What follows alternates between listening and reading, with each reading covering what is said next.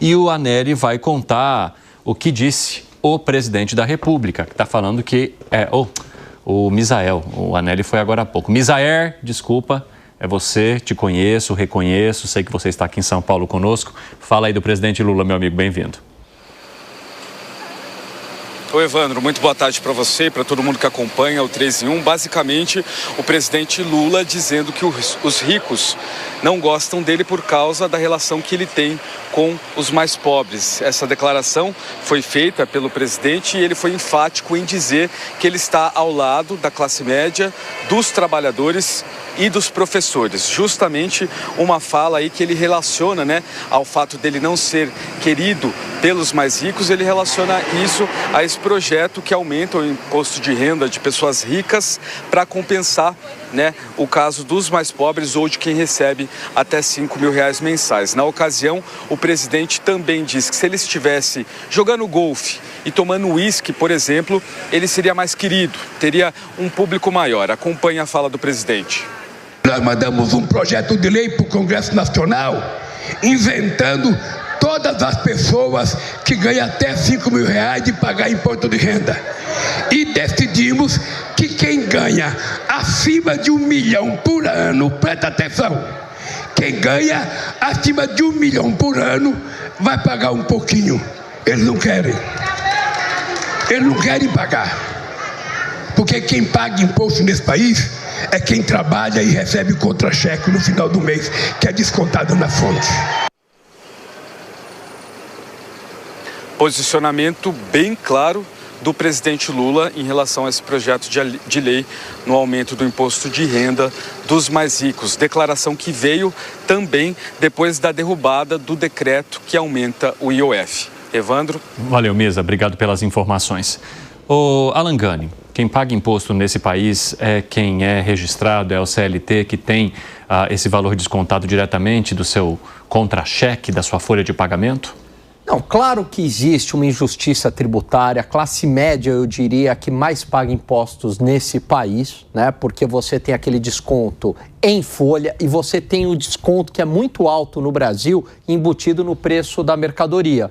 E ele pune principalmente a classe média e os mais pobres, porque R$1 de imposto num litro de leite, R$6, R$7, para um rico pesa pouco. Para uma pessoa que é pobre, pesa muito. Então a gente precisa balancear. Agora, eu sou a favor da medida, sim, mas desde que haja sustentabilidade fiscal para isso. E não há. E não há. Esse que é o problema. Então, é uma irresponsabilidade você baixar o imposto se não tiver a contrapartida fiscal. Caso contrário, Evandro, quem é que vai pagar a conta? É justamente o mais pobre. Por quê? Porque se não tiver essa contrapartida fiscal, isso aumenta o risco, isso aumenta o dólar, isso pressiona a taxa de juros e tudo isso acaba prejudicando o mais pobre. Por quê? Porque o aumento do dólar, por exemplo, pega na inflação. Porque a falta de responsabilidade fiscal também pega na inflação, porque taxas de juros elevadas por conta do risco fiscal elevado desaquece a economia. Então, no final das contas, é o próprio pobre que vai acabar pagando essa conta. Então, eu sou a favor, desde que haja a contrapartida fiscal. Ô, Fábio Piperno, você acredita que o governo deveria buscar, então, além da justiça tributária, a sustentabilidade fiscal? Está focando muito num lado e deixando o outro de lado? Ele está buscando as duas coisas, porque, veja, inclusive eu citei aqui, meia hora atrás, a questão da tentativa de tributação dos fundos, agropecuário e também imobiliário, e que me parece que há uma oposição muito grande a isso lá no Congresso, e são medidas que buscam sim essa contrapartida. Isso é só um exemplo. Há muitos outros. Por exemplo, a questão dos supersalários. O governo também enviou lá um projeto para tentar barrar os supersalários, ou pelo menos restringi-los. E me parece também que não há muito empenho do Congresso em levar isso adiante. Agora, tudo isso, essa manifestação do presidente Lula hoje, ela ocorre porque também já está no radar do governo o fato de que, entre as retaliações que o Congresso deve adotar contra o governo, está exatamente essa de dificultar a tramitação desse projeto. esse projeto é tido pelo governo como uma questão de honra. Ele vai se empenhar, era uma promessa de campanha lá atrás, então ele vai tentar aprovar isso de qualquer forma. E como é que ele vai aprovar isso se ele não tem maioria? Tem que mostrar exatamente para a sociedade quem é a favor e quem é contra disso, quem vai apoiar e quem vai tentar barrar. Fala, secretário. Mas não precisa falar em verdades para isso. Pode apresentar, tá certo, apresenta, dizendo, tem gente que não paga imposto de renda, vírgula, mas paga ISS de 5%, paga PIS e COFINS, dependendo se é lucro real ou lucro presumido, pode ser 3,65% e 9,25%, paga imposto de renda, paga contribuição social sobre lucro, e se ganhar dinheiro, depois de pagar tudo isso para o governo, mesmo não ganhando dinheiro, aí você pode distribuir, sem distribuição, com pagamento de distribuição de dividendos. Mas se quiser fazer isonomia tributária, eu concordo, estaria ótimo fazer. Tira imposto de consumo e aumenta imposto de renda, sem problema nenhum. Aí você estaria beneficiando a classe baixa e prejudicando ou colocando isonomia tributária na classe alta. Hoje não funciona desse jeito. Então, de novo, eu tenho empresa, eu pago ISS, pago ICMS se vendo produto, pago IPI se vendo produto, pago PIS e COFINS se vendo produto e serviço, pago ISS se vendo serviço, pago imposto de renda se ganho, mas se não ganho, paguei todo para o governo e eu não levo nada. Nada. E eu pago pelo Prolabore.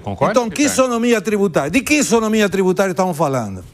Eu conheço milhões de casos, isso aqui não é demagogia, chute, milhões de casos, por exemplo, profissionais liberais que hoje não são contratados por CLT, então eles fazem um acordo, fazem um contrato e entram no Simples. Então o sujeito recebe R$100 mil por mês. Nem todo mundo pode entrar no Simples, Piperno. Não. Nem todo mundo pode entrar no Simples. Pera lá. Depende do que... Eu não disse que depende do Código Nacional de Atividade Econômica. Pera lá, então vamos lá. Em momento algum disse que todo mundo. Eu estou dizendo que há milhões de pessoas hoje no Brasil assim, milhões. Não é pouca gente, até porque é uma relação muito grande de categorias e tem algumas outras que arrumam um puxadinho lá e entram. Então o sujeito recebe, vamos lá, R$100 mil por mês de salário via Simples. Uhum. Quem é mais tributado? Um sujeito que trabalha CLT ganhando 12, 13 mil reais por mês, ou esse sujeito dos 100 mil reais do Simples? Não, se você pegar 12 mil contra 100 mil, quem paga mais é 100 mil, mas vou te dar uma informação. Como? O Super Simples não vai entrar nesse acordo que vai colocar o governo. Aquele que estiver no Super Simples não vai ter o pagamento de dividendos distribuído que está mencionando o governo. Eu não disse que ele está nesse acordo, estou dizendo em relação à realidade de hoje. Perfeito. Então, toda essa gente que você está dizendo não vai pagar imposto, mesmo com essa reformulação no Congresso. O que eu estou te falando é outra coisa, que hoje existe esse descalabro, essa falta de isonomia. Vai continuar. Esse descalabro no Super Simples vai continuar mesmo com essa lei. Super Simples não vai entrar nessa lei. O Super Simples ele pode entrar, inclusive, no outro projeto para diminuir exatamente as sanções fiscais. Vai lá, Zé. Existe uma injustiça fiscal. O Alan falou aí que existe. Por exemplo, paga mais imposto o que ganha menos, porque, por exemplo, quando ele vai no supermercado, quando ele faz uma compra, ele está pagando imposto. Quem paga imposto é o consumidor. O empresário não paga imposto. Se o empresário pagar imposto, ele quebra. Ele repassa o imposto, né?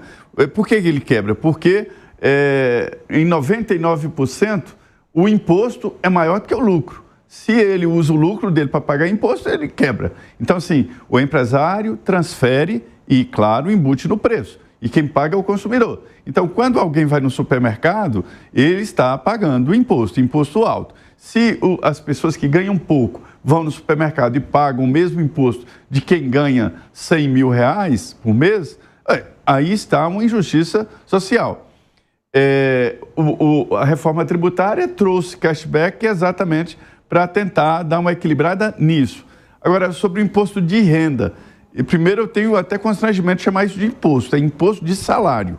Renda é outra coisa, né? Que paga também imposto, mas é um imposto menor. Então, há um confisco, né? O imposto de salário, esse imposto de salário. E o PT está batendo muito nessa tecla, muito. Todos os deputados que eu converso, todos tentam falar, olha, esse é o problema, mas é uma super alíquota, isso é um confisco, não pode aumentar tanto assim. O PT tinha uma ideia de criar uma alíquota para quem ganha muito de 45%, por favor, 45% é um confisco, né? Então, assim, não dá para diferenciar tanto assim. É justo que quem ganha mais pague mais, mas de forma proporcional. Vai lá, para eu poder girar a nossa reportagem. O super reparo em relação ao que eu perguntei para o Segré, talvez eu não tenha elaborado bem a pergunta. Quando eu dei esses dois exemplos, do sujeito dos 100 mil no Simples e do assalariado CLT dos 12, 13 mil reais, eu perguntei quem paga mais de imposto, eu estou me referindo ao seguinte, quem paga a alíquota maior. Ok. Ok, Segré? Não, tudo bem. É que uma alíquota é considerada sobre a renda. E outra, e mais, quando alguém, não existe ninguém que ganhe um salário muito alto através de CLT, é muito difícil. Porque não compensa você ter uma alíquota de 27,5%, que é descabida para qualquer isonomia tributária, de fato. Segré? Não, Não, o Zé falando, Segré ganha isso? O Alan é CLT que ganha muito. Alan. Sempre Alan, coitado do Alan. Tá de mesa. Pegou no teu pé hoje.